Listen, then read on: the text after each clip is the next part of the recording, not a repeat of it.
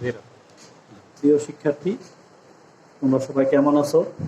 আশা করি বেশ ভালোই আছো। বাসায় থাকো, স্বাস্থ্যবিধি মেনে চলো।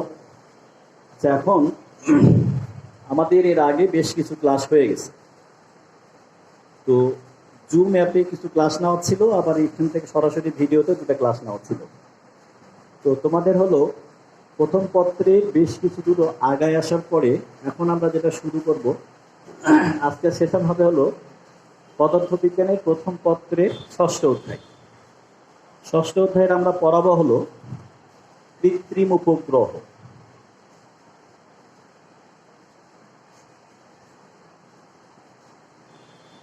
এর আগের ক্লাসগুলো তোমাদের সব হয়ে গেছে, আজকে কৃত্রিম উপগ্রহ থেকে শুরু হবে।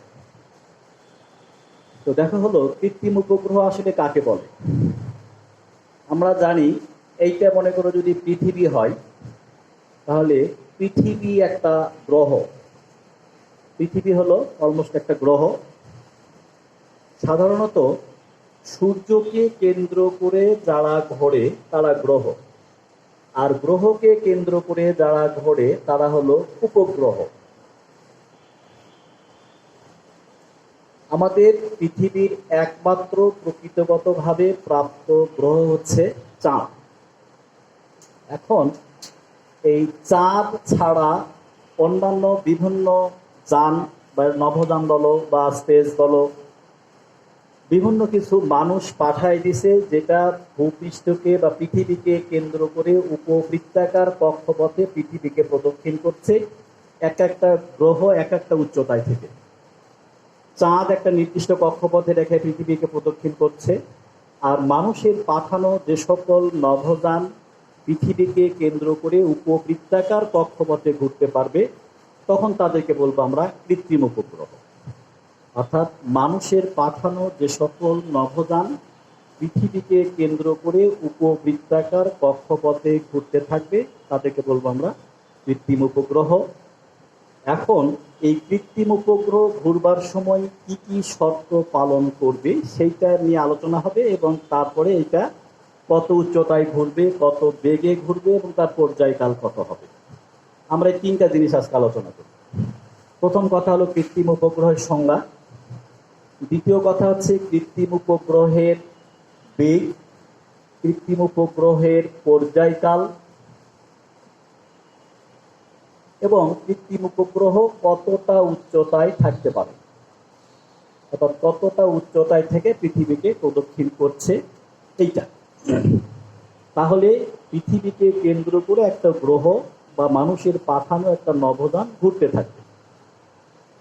এখন এই ঘুরতে থাকার কিছু শর্ত আছে। এই শর্তের ক্ষেত্রে তোমরা এর আগের যেটা তৃতীয় অধ্যায়ের ছিল এবং চতুর্থ অধ্যায়ের ছিল, সেটা হলো কেন্দ্রমুখী বল। কেন্দ্রমুখী বল অর্থাৎ কোনো বিন্দুকে কেন্দ্র করে বৃত্তাকার পথে কোনো বস্তু যদি ঘুরতে থাকে, ঘুরবার সময় ওই বস্তু একটা নির্দিষ্ট ব্যাসার্ধ নিয়ে করে।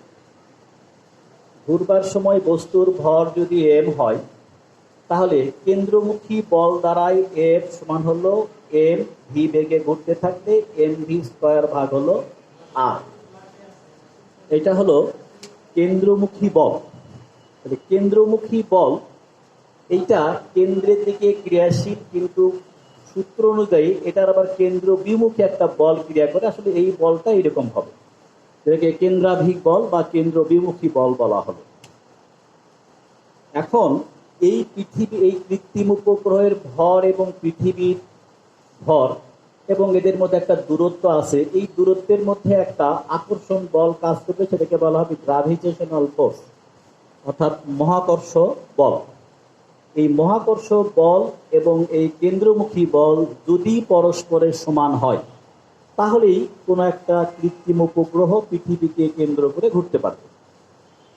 এখন আমাদের এই দুটা তথ্য লাগবে।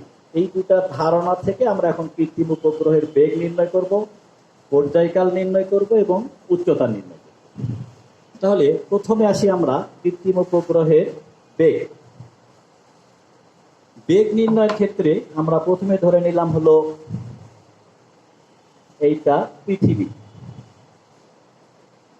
পৃথিবীর কেন্দ্র, কেন্দ্র থেকে পৃথিবীর ব্যাসার্ধ হলো আর। পৃথিবীর পৃষ্ঠ থেকে এইচ উচ্চতায় একটা কৃত্রিম উপগ্রহ দেখানো হলো, এটা কৃত্রিম উপগ্রহ। যে কৃত্রিম উপগ্রহের ভর হলো এম, কৃত্রিম উপগ্রহটাকে পৃথিবীকে কেন্দ্র করে ভি বেগে ঘুরছে। সুতরাং এইরকম একটা ব্যাসার্ধ নিয়ে এই কৃত্রিম উপগ্রহটা পৃথিবীকে প্রদক্ষিণ করছে। গেল। তাহলে পৃথিবীর কেন্দ্র থেকে ওই কৃত্রিম উপগ্রহের দূরত্ব দাঁড়াবে ডি সমান, আমরা লিখতে পারবো হলো আর প্লাস এইচ, অথবা যদি ওটা আমরা আর ধরে নিই তাহলে আমরা এটাও লিখতে পারবো। তাহলে আর সমান হচ্ছে আর প্লাস এইচ, অর্থাৎ পৃথিবীর কেন্দ্র থেকে ওই কৃত্রিম উপগ্রহের দূরত্ব। এখন ঘুরবার সময় এখানে দুইটা ঘটনা ঘটবে। একটা হচ্ছে পৃথিবীর সাথে কৃত্রিম উপগ্রহের আকর্ষণ বল, যেটাকে বলা হবে গ্রাভিটেশনাল ফোর্স, এটা হলো এফ জি। আর কেন্দ্র বিমুখী একটা বল সৃষ্টি হবে, সেটা হলো এফ সি।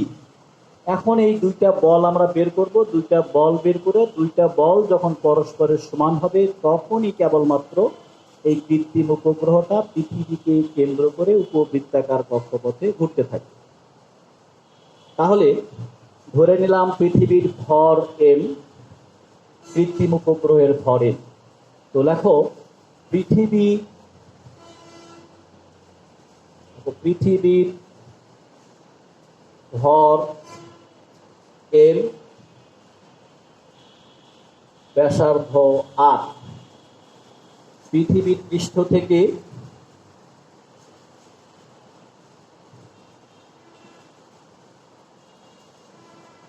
এইচ উচ্চতায়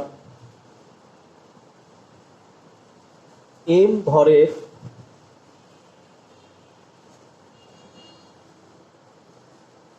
একটি কৃত্রিম উপগ্রহ ভি বেগে ঘুরছে। এটা আমাদের একটা সাধারণ বর্ণনা। আমরা বলে নিলাম পৃথিবীর ব্যাসার্ধ আর, পৃথিবীর ভরের, পৃথিবীকে কেন্দ্র করে বা পৃথিবীর পৃষ্ঠ থেকে এইচ উচ্চতায় এম ভরের একটা কৃত্রিম উপগ্রহ ভি বেগে পৃথিবীকে প্রদক্ষিণ করছে। তাহলে পৃথিবীর কেন্দ্র থেকে কৃত্রিম উপগ্রহের দূরত্ব ধরা হলো আর সমান আর প্লাস এইচ। দেখো পৃথিবীর কেন্দ্র হতে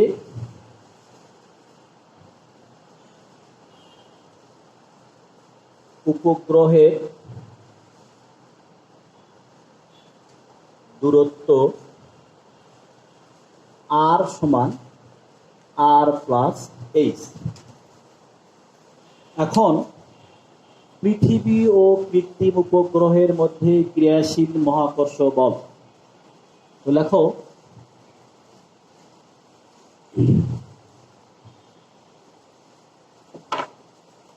পৃথিবী ও উপগ্রহের মধ্যে ক্রিয়াশীল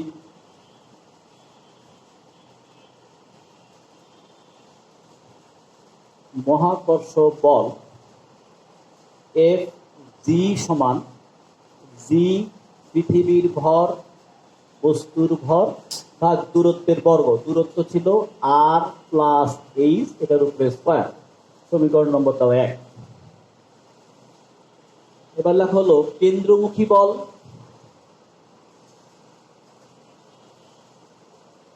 এটা হলো এফ সি সমান এম ভি স্কয়ার ভাগ হলো আর প্লাস এইচ, এটা 2। এখন যখন এই কৃত্রিম উপগ্রহটা পৃথিবীকে কেন্দ্র করে একটা স্থির কক্ষপথে ঘুরতে থাকবে তখন এই মহাকর্ষ বল এবং কেন্দ্র বিমুখী বল পরস্পরের সমান হবে। তো লেখো সাম্যাবস্থায়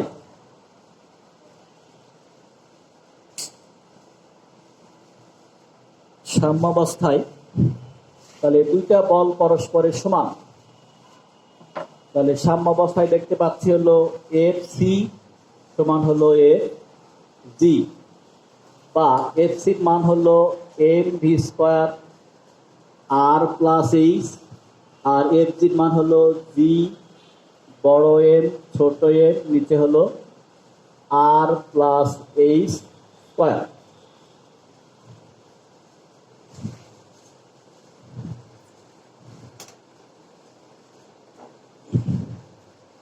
এখান থেকে হিসাব করি এখন, এম এম গেল আর আর প্লাস এইচ স্কোয়ার কেটে গেল, তাহলে থাকলো হলো ভি স্কোয়ার, এখানে জি এম, নিচে হলো আর প্লাস এইচ, অতএব ভি সমান হলো G M R plus H উপরে রুট।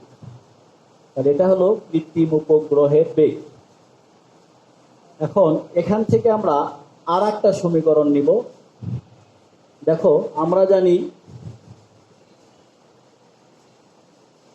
জি সমান জি এম ভাগ হলো আর স্কোয়ার, অভিকর্ষ ত্বরণ।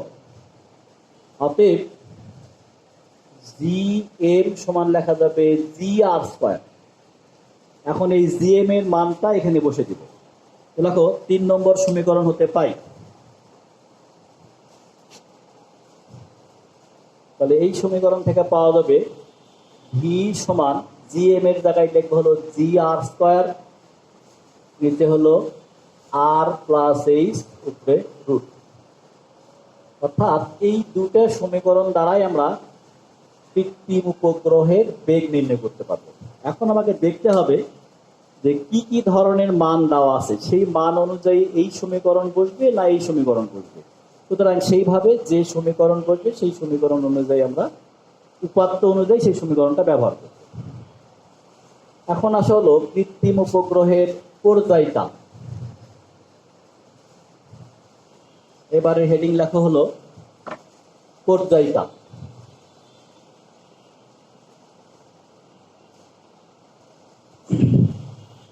কৃত্রিম উপগ্রহ যখন ঘুরতে থাকবে তার একটা কৌণিক বেগ পাওয়া যাবে। তো কৌণিক বেগ আমরা জানি ওমেগা সমান 2 পাই ভাগ টি। এই টিটাই হলো কৃত্রিম উপগ্রহের পর্যায়তাপ। আবার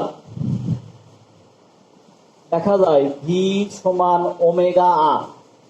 তো ওমেগা আর বা ভি সমান ওমেগা আর এর জায়গায় এখানে আমাদের আর প্লাস এইচ, এটা হলো কৌণিক বেগ ও রৈখিক বেগের মধ্যে সম্পর্ক, যা তৃতীয় অধ্যায় থেকে আমরা পাইছি। অতএব লেখা যাবে ওমেগা সমান ভি ভাগ আর প্লাস এইচ।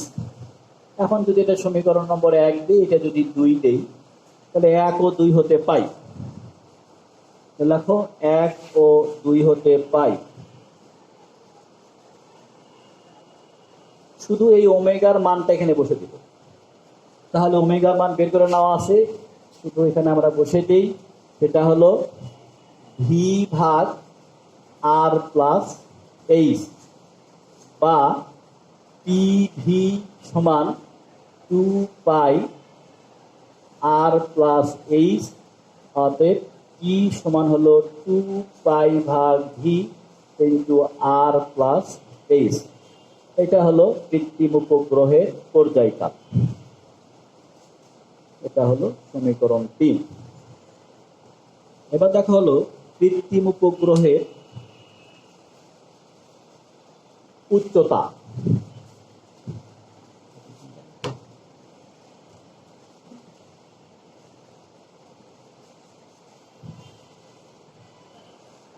এখন আমরা উচ্চতা নির্ণয় করব। দেখো হলো কৃত্রিম উপগ্রহের ক্ষেত্রে আমরা জানি হলো কৃত্রিম উপগ্রহের বেগ ভি সমান 2 পাই ভাগ টি। এটা হলো আর প্লাস এইচ, যা একটু আগেই করানো হলো, ওখানে আসলে এইভাবে ছিল, সেইটাই ঠিক। টি সমান 2 পাই ভাগ ভি আর প্লাস এইচ। পর্যায়কালের সমীকরণ হতে আমরা পেলাম এইটা।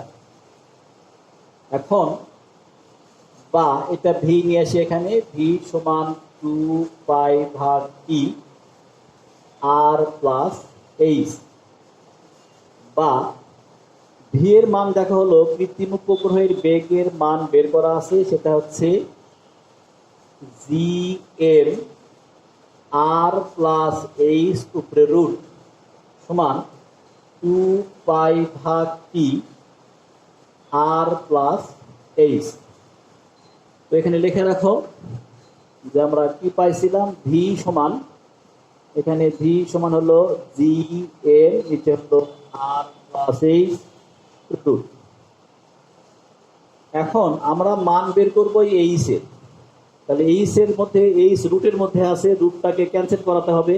সুতরাং রুট যদি বাদ দিই বা জি এম, এখানে হলো আর প্লাস এইচ সমান, ওই পাশে বর্গ হয়ে যাবে, বর্গ হলে 4π², নিচে হলো টি স্কোয়ার, এই পাশে আসবে হলো আর প্লাস এইচ স্কোয়ার। এখন দেখো হলো এই কয়টা, এগুলা উপরের জিনিস, এইটার নিচে, বা এই পাশেটাকে নিয়ে নিই 4π² আর প্লাস এইচ এর উপরে কিউব সমান জি এম টি স্কোয়ার। উপরে আসলাম, বা আর প্লাস এইচ কিউব সমান জি এম টি স্কোয়ার, নিচে হলো 4π²। যেহেতু এইচ এর মান বের করতে হবে, তাহলে কিউবটা ওই পাশে পার করে দিতে হবে। তাহলে আর প্লাস এইচ সমান জি এম টি স্কোয়ার ভাগ হলো 4π², পুরাটার উপরে কি লেখা যাবে, 1/3।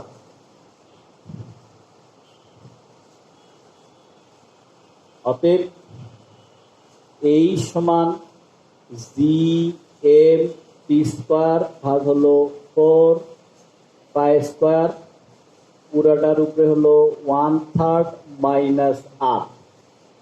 এটাই হলো কৃত্রিম উপগ্রহের উচ্চতা। এখন এই উপগ্রহ করতে যেয়ে আমাদের আর একটা নতুন আইটেম করতে হবে, সেটা হচ্ছে জিও স্টেশনারি আর্টিফিশিয়াল স্যাটেলাইট। অর্থাৎ কিছুদিন আগেও বাংলাদেশ থেকে যেটা পাঠানো হলো বঙ্গবন্ধু উপগ্রহ, এই বঙ্গবন্ধু উপগ্রহটাও ছিল হলো জিও স্টেশনারি আর্টিফিশিয়াল স্যাটেলাইট। অর্থাৎ হলো বাংলা হচ্ছে ভূস্থির উপগ্রহ। এখন আমরা পড়তে যাচ্ছি হলো ভূস্থির উপগ্রহ। এইটা যদি পৃথিবী হয়, এইখানে পৃথিবীতে তুমি দাঁড়ায় আছো মনে করো, আর এইখানে একটা উপগ্রহ দেখতেছো পৃথিবীকে কেন্দ্র করে ঘুরছে। তুমি যখনই পৃথিবীকে দেখো তখনই তোমাকে এইখানেই দেখায়। তুমি দিনে দেখো, রাতে দেখো, যে কোনো সময় দেখো না কেন, দেখলে তুমি যখনই দেখো তোমার কাছে ওই কাছেই মনে হয়। তুমি যদি এখানে চলে আসো তাহলে তোমার কাছে ঠিক ওই রকম দূরত্বেই মনে হবে। অর্থাৎ সব সময় তোমাকে এই একই রকম দূরত্বে এবং একই জায়গায় দেখতে পাবা। তাহলে বলা যাবে যে তোমার সাপেক্ষে এই কৃত্রিম উপগ্রহটা কি মনে হচ্ছে, স্থির মনে হচ্ছে, কিন্তু বাস্তবে তো স্থির নাই। আমরাও যেরকম ভাবে ঘুরছি, অর্থাৎ আমরা একবার ঘুরে আসতে লাগে আমাদের 24 ঘন্টা, তাহলে এই কৃত্রিম উপগ্রহেরও একবার পুরাটা ঘুরে আসতে আরো সময় লাগে 24 ঘন্টা। তাহলে এরও ঘুরে আসতে কতক্ষণ লাগবে, 24 ঘন্টা। যেহেতু আমারও 24 ঘন্টা পর্যায়কাল, এটারও পর্যায়কাল যদি 24 ঘন্টা হয়, তাহলে আমি এইখান থেকে সব সময় এই গ্রহটাকে দেখতে পাবো এবং মনে হবে পৃথিবীর সাপেক্ষে গ্রহটা স্থির আছে। এই ধরনের গ্রহ, অর্থাৎ যে সকল গ্রহের বা কৃত্রিম উপগ্রহের, যে সকল কৃত্রিম উপগ্রহের পর্যায়কাল 24 ঘন্টা হবে, সেই সকল কৃত্রিম উপগ্রহকে বলা যাবে ভূস্থির উপগ্রহ। তাহলে সংজ্ঞাটা দাঁড়াবে, যে সকল কৃত্রিম উপগ্রহের পর্যায়কাল পৃথিবীর আহ্নিক গতির পর্যায়কালের সমান, অথবা অত প্যাচের কথা না বলে যদি সোজা বলি, যে সকল কৃত্রিম উপগ্রহের পর্যায়কাল 24 ঘন্টা, তাদেরকে বলা যাবে ভূস্থির উপগ্রহ। ইংরেজিতে বলা হয় জিও স্টেশনারি স্যাটেলাইট। তাহলে এই ভূস্থির উপগ্রহের পর্যায়কাল হলো 24 ঘন্টা। এখানে এখন আর একটা কথা থাকে, সেটা হলো পার্কিং কক্ষপথ।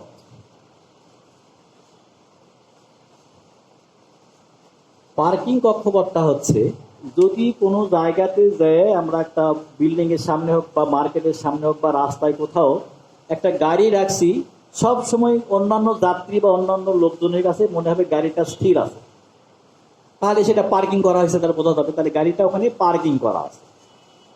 যেহেতু পৃথিবীর থেকে দেখলে মনে হচ্ছে যে ওই কৃত্রিম উপগ্রহটা ওখানে স্থির আছে, অর্থাৎ কৃত্রিম উপগ্রহকে মনে হচ্ছে ওখানে পার্কিং করা আছে, তাহলে ওই কৃত্রিম উপগ্রহ যে পথ অনুসরণ করবে এই পথটার নাম তখন হলো, এই পথের নাম তখন আমরা বলবো হলো পার্কিং কক্ষপথ। অর্থাৎ একটা ভূস্থির উপগ্রহ যে কক্ষপথে পরিভ্রমণ করে বা একটা ভূস্থির উপগ্রহ যে কক্ষপথে আবর্তিত হয়, ঠিক সেই কক্ষপথটাকে বলা যাবে পার্কিং কক্ষপথ। তোমাদের তাহলে আজকে এই পর্যন্তই থাক। আগামী দিনে আমরা হলো ওই ভূস্থির উপগ্রহের পর্যায়কাল, ভূস্থির উপগ্রহের উচ্চতা, ভূস্থির উপগ্রহের বেগ, এই তিনটা আলোচনা করা হবে এবং ভূস্থির উপগ্রহ কি কি কাজে ব্যবহার করা হয় বা আমাদের বাস্তবে ওটা কি কাজে লাগে। কৃত্রিম উপগ্রহ অনেক রকম আছে, ভূস্থির উপগ্রহ কি কি কাজে লাগে এগুলো সম্বন্ধে আলোচনা করা হবে। আজকে পর্যন্তই থাক। তোমরা ভালো থাকো, সুস্থ থাকো। আল্লাহ হাফিজ।